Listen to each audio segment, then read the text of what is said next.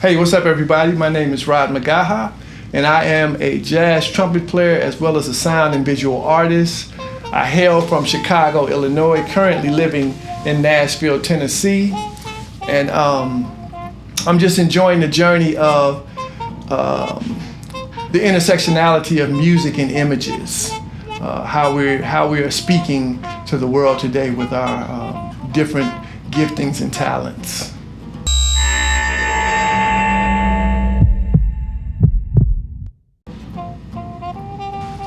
So,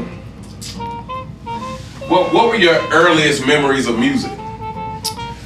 My earliest memories were being in the basement at home in Chicago.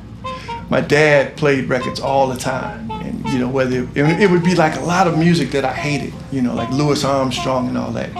We didn't want to hear that. So this was when I was introduced to music at a very young age. And as I got older, with my generation, we came up like with the Jackson 5, Sly Stone, Marvin Gaye, Stevie Wonder, Earth, Wind and Fire. So these are memories that are still with me today. And I started playing trumpet in 4th grade. So by the time I got to junior high, I was in funk bands and we were playing music. So it all started though with listening to that music that I really didn't like that my dad was playing. All right, and so with all these questions, feel free to elaborate it as much as you want to. Okay. So do you remember what made you gravitate towards the trumpet? I know exactly what made me gravitate towards the trumpet. So I started off in 4th grade in band, and there was a long line of students lined up for instruments, and you would get up there to the table and you would pick. So I was the last one in line. So I wanted to play saxophone, but by the time I got to the line, the only thing that was left was a cornet, which I hated. I never wanted to play a cornet. It had to be a saxophone. So that's when I got it. I would take it home and try and practice it. I never liked it in grade school, didn't like it in junior high school, didn't start enjoying it until I got into high school.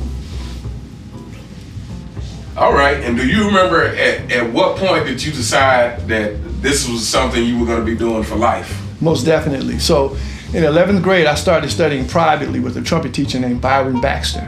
And he showed me the love of practice and the love of playing trumpet. He was the trumpet player on a show called Bozo Circus. So, he was working all the time. And he just instilled within me this, this understanding of the joy of music. And when you practice, it should be joyful as well. So that was like my introduction into really starting to learn and know that music is what I want to do. All right, and who would you say early on were your musical influences? Oh man, so definitely Byron Baxter, first and foremost, was my trumpet teacher, was my inspiration. As far as meeting people personally, the next one that came when I first got into college was Clark Terry.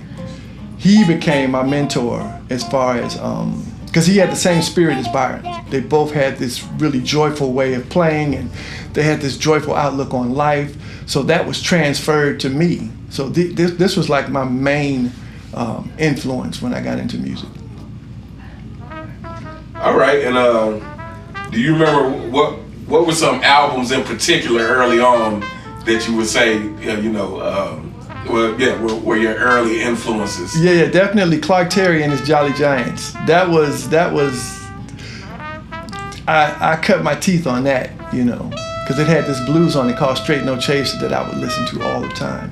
And then the Joust projects that were on Pablo, they had Oscar Peterson, and they had Sweets Edison, Faddis, Roy Eldridge, Clark Terry, Dizzy Gillespie. Those albums, it was a series of them. And those were like some of my biggest influences as far as records.